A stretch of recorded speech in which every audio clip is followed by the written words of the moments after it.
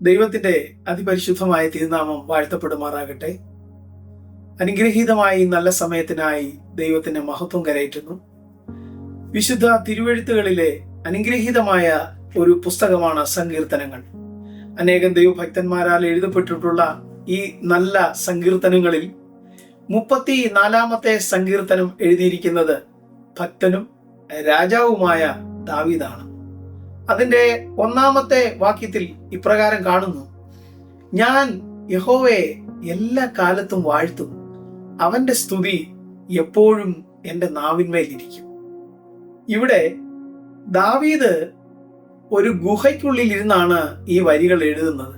നോക്കൂ, തന്റെ ജീവിതത്തിലെ ഒരു പ്രതികൂലത്തിന്റെ മധ്യത്തിലും താൻ ആശ്രയിച്ചിരിക്കുന്ന ദൈവത്തെ താൻ എത്രമാത്രം വിശ്വസിച്ചിരിക്കുന്നുവെന്ന്. ദാവീദിന്റെ ഈ വിശ്വാസവും അവന്റെ ഉള്ളിലെ ആ ദൃഢതയും നമ്മിലുണ്ടോ എന്ന് നാം ഒന്ന് ചിന്തിക്കേണ്ടിയിരിക്കുന്നു. പ്രിയമുള്ളവരെ, ഇന്ന് ലോകത്തിലെ എല്ലാ സാഹചര്യങ്ങളും എല്ലാ മനുഷ്യരുടെയും സമാധാനം നഷ്ടപ്പെടുത്തുകയോ സുരക്ഷിതത്വത്തിന് ഭീഷണിയായോ നിൽക്കുന്ന സാഹചര്യങ്ങളാണ്. എന്നാൽ ഇവിടെ തൻ്റെ ജീവൻ സുരക്ഷിതമല്ലാത്ത ഒരവസ്ഥ, താൻ എങ്ങനെ ആയിത്തീരുമെന്നുള്ള ആശങ്ക തൻ്റെ ഉള്ളിലുണ്ട്. എന്നാലും താൻ പറയുകയാണ്, ഞാൻ യഹോവയെ എല്ലാ കാലത്തും വാഴ്ത്തും, അവന്റെ സ്തുതി എപ്പോഴും എൻ്റെ നാവിന്മേലിരിക്കും.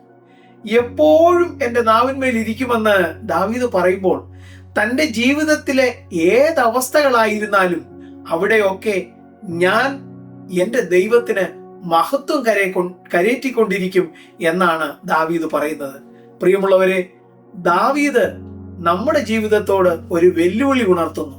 വാത്സല്യ സഹോദര സഹോദരി, നീ കടന്നു പോകുന്ന ജീവിതത്തിന്റെ അവസ്ഥകൾ എന്തുമായിക്കോട്ടെ ഏതുമായിക്കോട്ടെ, അതിന്റെ മധ്യത്തിൽ നീ ഒന്നും ഓർക്കാതെ, യാതൊരു മുൻവിധികളും വയ്ക്കാതെ, ഞാൻ വിശ്വസിച്ചിരിക്കുന്ന എൻ്റെ ദൈവം എന്നെ വിടുവിക്കുമെന്നും എന്നെ കാക്കും എന്നും ഉള്ള ഉജ്ജ്വലമായ വിശ്വാസത്തോടെയും പ്രതീക്ഷയോടെയും ജീവിതം നയിക്കുന്നുവെങ്കിൽ ഈ ദിവസങ്ങളിൽ നമ്മുടെ ക്രിസ്തീയ ജീവിതം ധന്യമായി തീരുവാൻ ഇടയായി തീരും.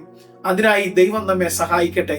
ഈ സങ്കീർത്തനത്തിന്റെ അവസാന വാക്യത്തിൽ ഇപ്രകാരം പറയുന്നു: അവനെ യഹോവ തന്റെ ദാസന്മാരുടെ പ്രാണനെ വീണ്ടുകൊള്ളുന്നു, അവനെ ശരണമാക്കുന്നവരാരും ശിക്ഷ അനുഭവിക്കുകയില്ല.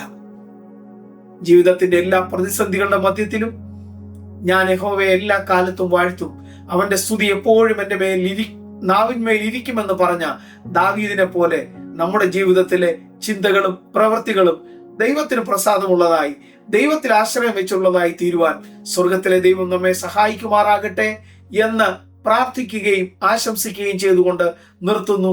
ദൈവനാമം മഹത്വപ്പെടുമാറാകട്ടെ.